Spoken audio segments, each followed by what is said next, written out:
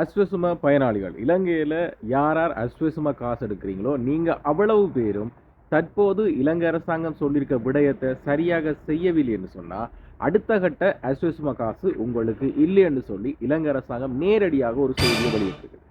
அப்படி என்ன செய்ய சொல்லியிருக்காங்க அது தொடர்பாகத்தான் இந்த செய்தியில் நம்ம பார்க்க இருக்கிறோம். இந்த செய்தியை பார்க்க முதல்ல என்னுடைய சேனலை நீங்கள் இதுவரைக்கும் சப்ஸ்கிரைப் பண்ணலன்னு சொன்னால் முதல்ல சப்ஸ்கிரைப் பண்ணி பெல் பட்டனை கிளிக் பண்ணுங்க. எதுக்குன்னு சொன்னால் இவ்வாறான பயனுள்ள பிரயோசனமான தகவல்களை நான் சொல்லும்போது உங்களுக்கு நோட்டிஃபிகேஷனில் உடனுக்குடன் அலர்ட் வரும். அப்போ நீங்கள் உடனடியாக அந்த செய்தியை பார்த்துக்கொள்ளலாம். ஸோ இப்போ நம்ம வாங்க வீடியோக்குள்ளே போவோம்.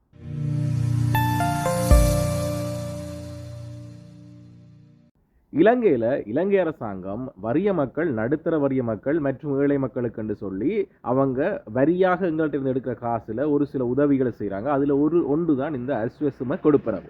இந்த அஸ்வசும கொடுப்பனவு சரியான முறையில் கொடுக்கப்படுறதில்ல. கஷ்டப்பட்ட மக்கள் இன்னும் கஷ்டப்பட்டு கொண்டு கேட்கல, வசதியான மக்கள் தான் இந்த அஸ்வசும கொடுப்பனவை பெற்றுக்கொண்டிருக்கிறார்கள். தற்போது ஆட்சியில் இருக்கிற அரசு இதை இல்லாமல் செய்து சரியான முறையில் கஷ்டப்பட்டவங்களுக்கு இந்த பணத்தை கொண்டு சேர்க்கணும் என்ற ரீதியில் பல நடவடிக்கைகளை முன்னெடுத்து கொண்டு போகிறாங்க. அதில் ஒரு அங்கமாக கடந்த 2023ஆம் ஆண்டு தான் இறுதியாக ஒவ்வொரு குடும்பத்தின தரவுகள் இலங்கை அரசாங்கத்திட்ட பதிவில் இருக்குது.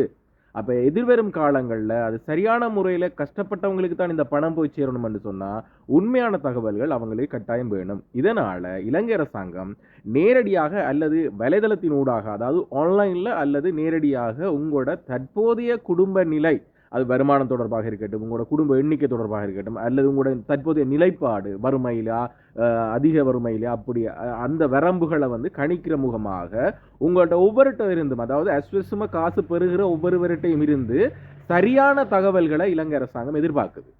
அதுக்காக இலங்கை அரசாங்கம் அவங்களுடைய வெப்தளத்தில், அதாவது வலைதளத்தில் உங்களுக்கு சொல்லி ஒரு பேஜ் தந்திருக்காங்க. நான் இந்த வீடியோட பின்பக்கத்தில் அதை எப்படி செய்கிறேன்னு சொல்லியிருக்கிறேன். நீங்கள் வீடியோ முழுமையாக பார்த்தீங்கன்னா உங்களுக்கு விளங்கும். அதில் நான் காட்டி தந்திருக்கிறேன். இப்போ எனக்கு அஸ்வசும கொடுப்பனவு இல்லாதன் காரணமாக நான் அதுக்குள்ள உள்நுழைய முடியலை. ஆனால் அந்த வெப்தளத்தை எப்படி போய் அணுகிறேன்னு சொல்லியிருக்கிறேன்.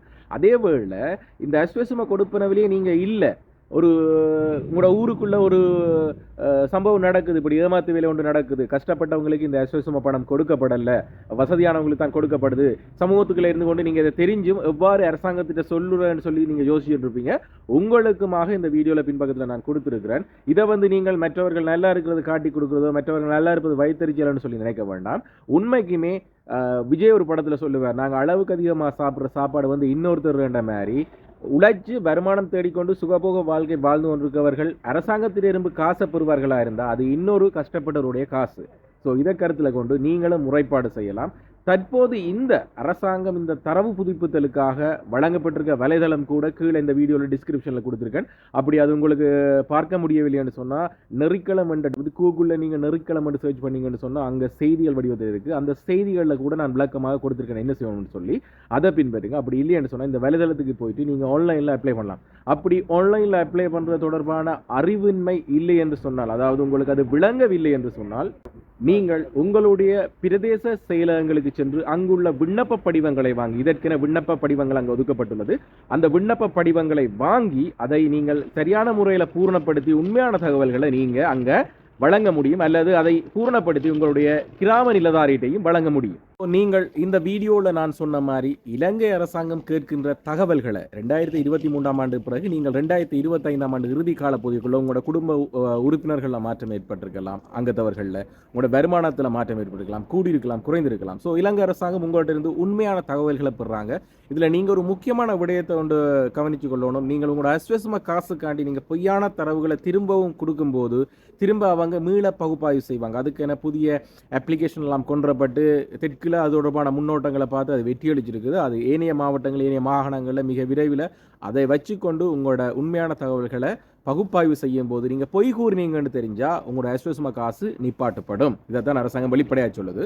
அதேவேளை இந்த தரவுகளை நீங்கள் புதுப்பிக்காமல் விட்டால் கூட அடுத்த கட்ட அஸ்வசும காசு உங்களுக்கு நிப்பாட்டப்படும்.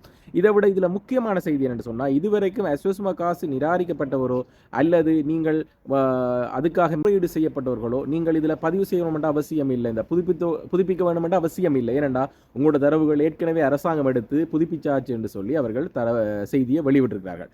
ஸோ உடனடியாக நான் இந்த கீழே டிஸ்கிரிப்ஷனில் கொடுக்குற வெப்சைட்டுக்கு போயிட்டு நீங்கள் உடனடியாக உங்களோட தரவுகளை புதுப்பிங்க. அப்படி இது தொடர்பாக அறிவின்மை, அது தொடர்பான விளக்கமின்மை என்று சொன்னால் நீங்கள் உங்களோட பிரதேச செயலத்துக்கு போயிட்டு அங்கே நலன்புரி பிரிவுக்குள்ளே போய் நீங்கள் இது தொடர்பான படிவங்களை வாங்கி நீங்கள் பூரணப்படுத்தின பிறகு நீங்கள் பிரதேச செயலத்திலையும் ஒப்படைக்கலாம், அல்லது உங்களோட கிராம சேவை பிரிவு, அது கிராம நிலதாரிட்டையும் இதை ஒப்படைக்கலாம். ஸோ உடனடியாக இந்த விடயத்தை நீங்கள் கட்டாயம் செய்யணும். ஏனென்று சொன்னால் இதெல்லாம் அரசாங்கத்திட்ட நாங்கள் பிச்சை எடுக்கிற நிலைமைக்கு யோசிக்கிற நிறைய பணக்காரர்கள் இந்த வீடியோ பார்க்கக்கூடும். நீங்கள் இக்னோர் பண்ணுங்க. எங்கட வரி பணத்தை அரசாங்கம் எங்களுக்கு தரும்போது கஷ்டப்பட்ட மக்களாகிய நாங்கள் அதை பெற்றுக்கொள்வதில் எந்த தவறும் இல்லை. ஸோ உடனடியாக இந்த வீடியோவை உங்களோட உறவுகள் நண்பர்களுக்கு ஷேர் பண்ணி விடுங்க. கட்டாயம் இந்த விடயம் அடுத்த கட்ட எஸ்எஸ்எம் காசு கொடுப்பனவுக்கு முன்னர் கட்டாயம் முடிக்கப்பட வேண்டிய விஷயமாக கையோட நீங்கள் இதை எடுத்து அவங்களுக்கு விளங்கப்படுத்தி விடுங்க. அதற்கான வலைதள அட்ரஸையும் கொடுங்க, வெப்சைட் அட்ரஸையும் கொடுங்க, அல்லது நேரடியாக பிரதேச செயலத்தில் போயிட்டு இது தொடர்பாக கேட்டு அந்த படிவங்களை பூர்த்தி செய்து வழங்கவும் சொல்லுங்க. 3 மொழி இருக்குது. நீங்கள் தமிழை செலக்ட் பண்ணலாம். நான் இதில் ஆங்கிலத்தை செலக்ட் பண்ணுறேன். ஆங்கிலத்தை தெரிவு செய்த பிறகு கீழே கிளிக் கொடுத்த பிறகு இந்த பேஜ் வரும். இதில் கேட்குது பாருங்கள், நீங்கள் எஸ்எஸ்எம் பதிஞ்ச ஒரு நபரா இலங்கையில் ஓமன் சொன்னீங்கன்னு சொன்னால் நீங்கள் இதை கிளிக் பண்ணி கண்டினியூ கொடுக்கும்போது உங்களோட அந்த ரெஃபரன்ஸ் நம்பர் கேட்கும், அதாவது உங்களோட எஸ்எஸ்எம் சார்ந்த இலக்கம் கேட்கும். அந்த 2 எச்சோட உங்களோட கார்டில் இருக்கும் பாருங்கள், கியூஆர் கோடு பக்கத்தில். அதை என்டர் பண்ணி நீங்கள் கண்டினியூ கொடுக்கலாம். கண்டினியூ கொடுத்துட்டு மிச்ச சகல விடயங்களையும் நீங்கள் அதில் போயிட்டு கேட்க போகிற தரவுகளை கொடுத்து உங்களோட டேட்டாஸ், அதாவது தரவு நீங்கள் அப்டேட் பண்ணி கொள்ளுங்கள், புதுப்பித்து கொள்ளுங்கள். இப்போ நான் இதில் பதிவு செய்யாத ஆளுன்றதால நான் I am not register citizen சொல்லி கண்டினியூ கொடுக்குறேன். இப்போ நாங்கள் இது பதிவு செய்யாத நபராக இருந்ததால் எங்களுக்கு ஏதேனும் ஆட்சேபனைகள் இருந்தால் நாங்கள் இதில் கிளிக் பண்ணி இந்த பட்டனை கிளிக் பண்ணுங்கள். சப்மிட் ஆப்ஜெக்ஷன் இருக்குது.